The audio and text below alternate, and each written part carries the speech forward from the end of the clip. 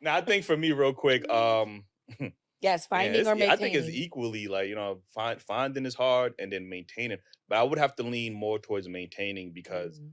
there's so much nuances to um just a relationship. You know what I mean? That Mhm. people are constantly evolving, people are changing. You have to learn Hmm. how to adapt with them. I don't think we are taught enough about the nuances of relationship, how to adapt with somebody. Like people are changing. Hmm. Hmm. And I think that part is, once you get past the surface level of relationship, then it goes into a deeper level. Now you got to worry about finances together. You got to worry about parenting styles, and like Mhm. it's Hmm. more than just like if we're compatible with each other, because we can be in certain aspects, but then mentally we might constantly evolve. Like I know women's bodies are constantly changing, their moods are constantly changing. I don't think men are made aware enough about women's different moods and emotional states. And just as men too, men can come off very simple, like we're very stoic or we don't show emotions, whatever the Hmm. case is. But there's a lot that we deal with, and maybe that even could be a detriment to us as a because we Mhm. come off so emotionless that women feel like maybe they don't have to try to break in or try to figure out him emotionally. And Hmm. that's leaving a void there because now he feels like, damn, I can't open up to anybody, especially nowadays. Just feel like women want men to open up, and then when they open up, now it becomes like, You open it up too yeah, much. you open it up too much. So now where men are trying to find that balance of not being stoic, but then also being able to be vulnerable enough to open up to a woman.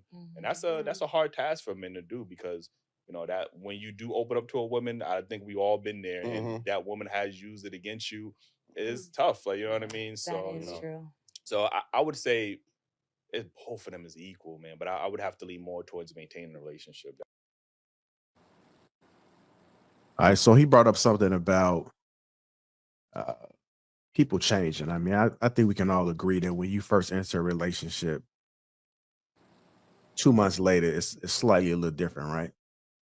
Slightly a little different. And then he talked about men sometimes being cautious to be vulnerable when they are dating.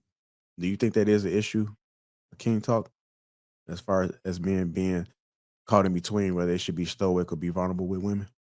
Yeah, definitely, definitely. I think that it it unfortunately the solution is just be yourself and hope for the best. But no, I think it wasn't emphasized. It wasn't important before.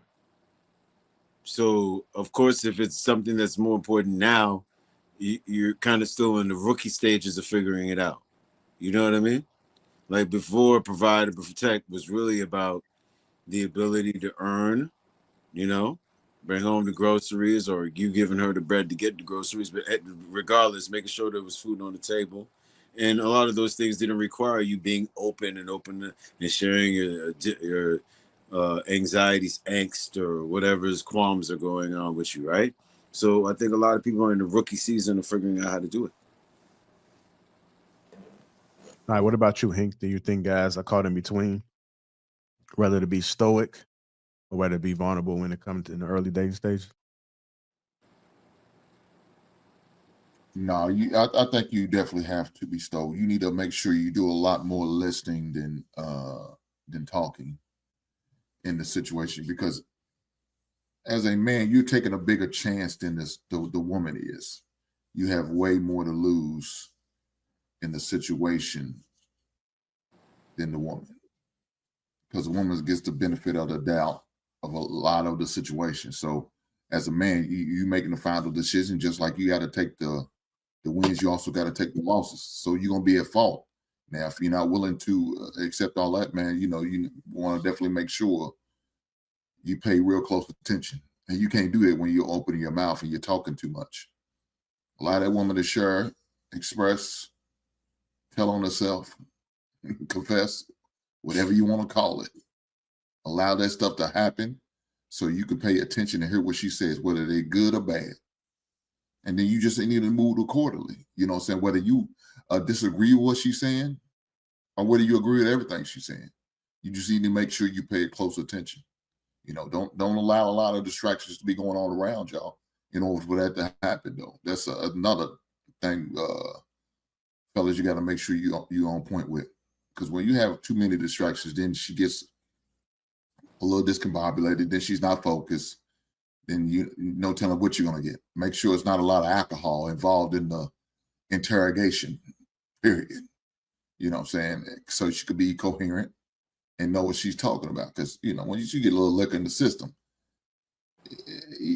you got to kind of take what she's saying with a grain of salt. Is that the alcohol talking, or is that just really her? So those are just a few things that I would do.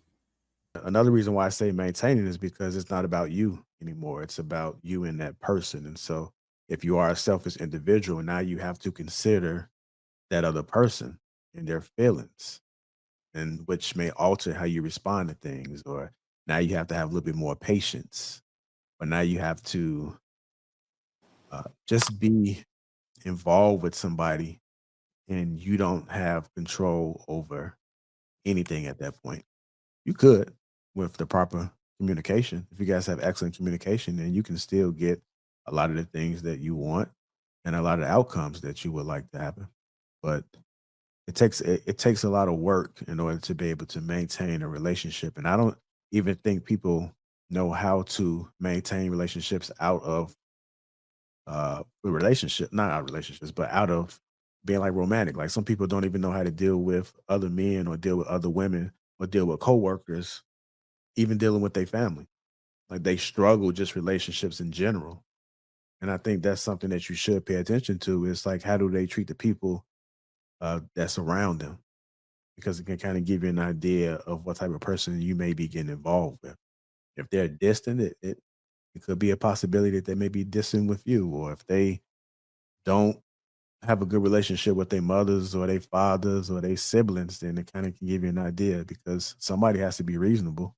Somebody has to be the initiator. And if that person is not initiating anything and they're just leaving it where it is, especially if you grown, if you well up into your 40s and your 50s and you still say you don't have a good relationship with the other person, it could be the other person or it could be that person who you're with. So go ahead, Mistaken.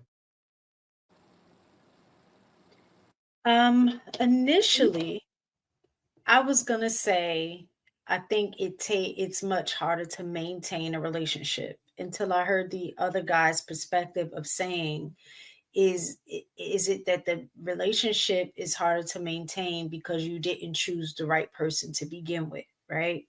So that made me think about the fact that a lot of times what happens is if we question ourselves, are you the person you want to be with, right?